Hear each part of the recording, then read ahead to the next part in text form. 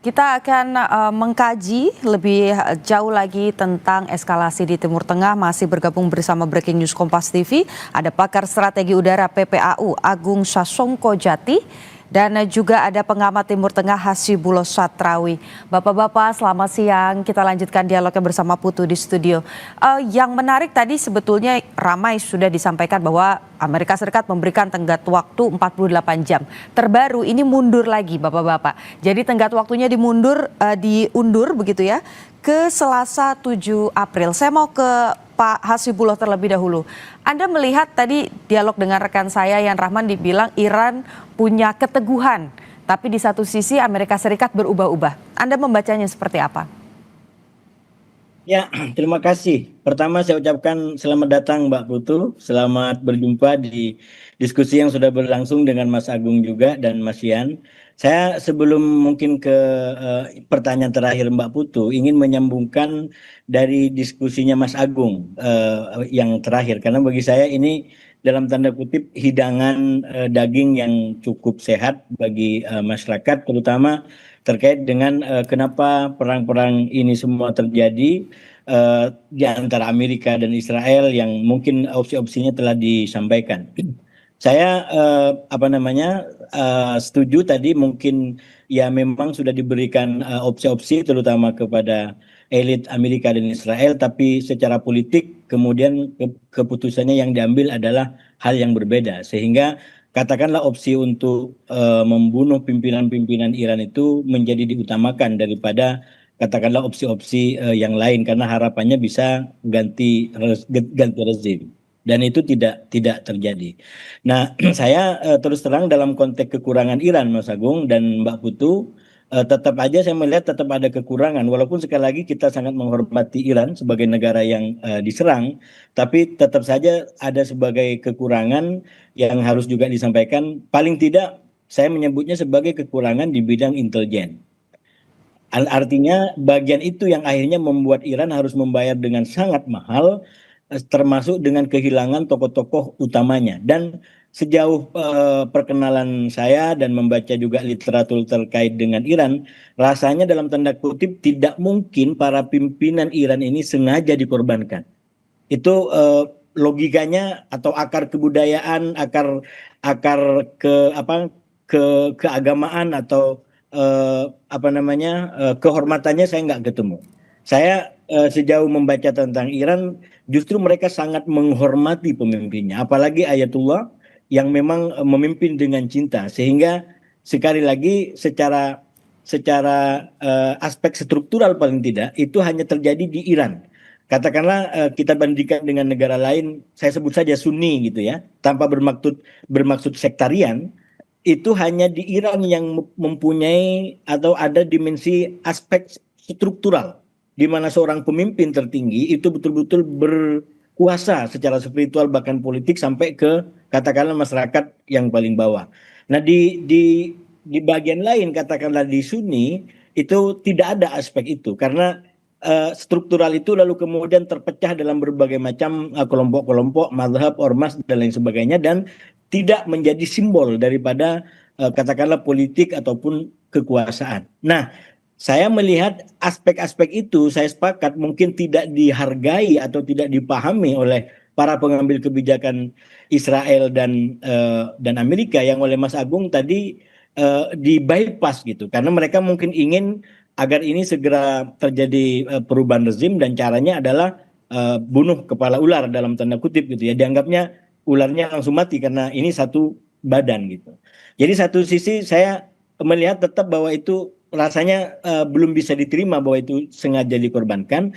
Berarti kalau saya tidak menerima itu, saya lebih cenderung pada memang ini kelemahan intelijen yang masih sampai sekarang belum diatasin sampai selesai.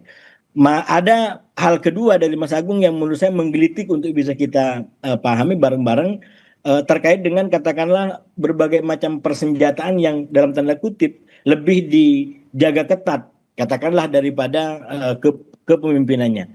Saya ya mungkin senjata sangat penting dipahami oleh Iran, tapi saya husnudzan berprasangka baik, tetap aja manusia apalagi pemimpin akan jauh lebih diperhatikan. Nah, kalau sekarang mungkin banyak persenjataan yang di Iran belum terungkap oleh Israel, jangan-jangan ini cara bacanya juga di Israel masih katakanlah menggunakan penggunaan waktu, kapan ini akan digunakan. Artinya apa? Kalau dikaitkan dengan ultimatum yang disampaikan oleh Mbak Putu tadi, 48 jam yang disebut sebagai menjadi serangan neraka, bisa jadi juga berkaitan dengan pengetahuan yang belum digunakan dalam tanda kutip secara total oleh Amerika dan Israel untuk menyerang Iran gitu ya. Walaupun sekali Oke, lagi Iran tetap punya kemampuan bertahan yang tidak bisa dipikirkan oleh banyak orang. Nah, hal lain menurut baik. saya yang ingin saya sampaikan, Mbak Putu, terakhir ini, bagian daripada kehebatan Iran bertahan yang menurut saya juga penting ini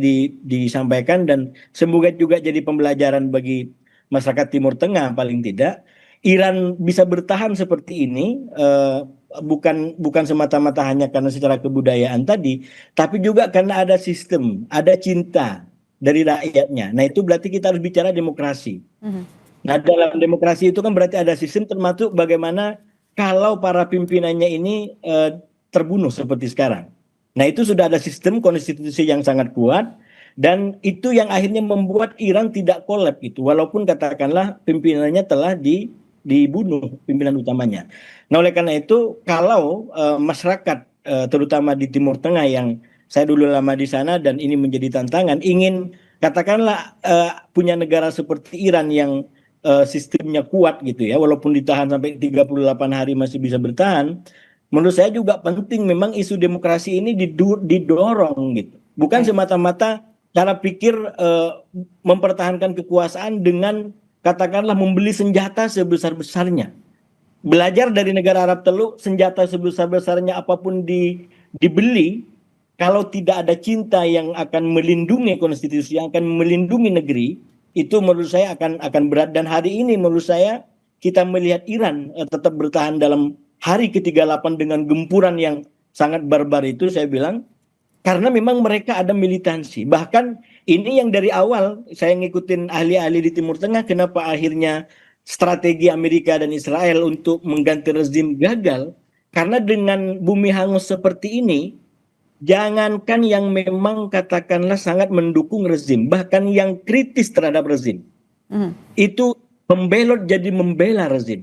Saya baru dengar salah satu laporan di Al Jazeera itu tentang cerita mengenai seorang apa namanya oposisi Iran yang ada di Eropa, ada di luar. Kalau oposisi kan mestinya ganti rezim. Tapi setelah tahu bagaimana negaranya diperlakukan secara brutal, secara barbar Baik. seperti ini, kata salah satu sumber yang saya dengarkan, mereka menawarkan agar dapat keringanan dari rezim untuk balik ke negaranya dan ingin membela negerinya. Nah, ini yang saya bilang secara kebudayaan kita bisa mengurai kenapa yang disampaikan Mas Agung, pilihan untuk ganti rezim yang tidak dilalui dengan studi kebudayaan yang cukup, studi mengenai lingkungan yang cukup, akhirnya justru balik badan dan sekarang justru mengancam rezimnya Trump dan rezimnya Netanyahu itu sendiri. Oke. Begitu Mas Baik. Agung dan Baik, baik, baik. Saya tangkap intinya adalah bagaimana kemudian rasa cinta pada tanah air ini kemudian tinggi di Iran dan ini jadi satu kelemahan yang tidak diperhitungkan oleh Amerika Serikat ataupun juga Israel. Mas Agung, yang mau saya tanya adalah tadi sempat disinggung soal upaya intelijen. Kalau kita lihat setelah berganti rezim atau bukan berganti berarti kita bisa sebutnya bergeser begitu ya karena rezimnya diturunkan ke Mujtaba. Apakah Anda melihat bahwa ada pelajaran yang kemudian sudah dilakukan oleh Iran dalam hal intelijen melihat Mujtaba ini tidak muncul ke publik, kemudian juga kita lihat serangan-serangannya ini kecenderungannya apakah strategis atau tidak bagi Iran terhadap Israel. Tapi dijawab setelah jeda. Pak Agung, nanti kita akan kembali di Breaking News Kompas TV. Ya, terima kasih.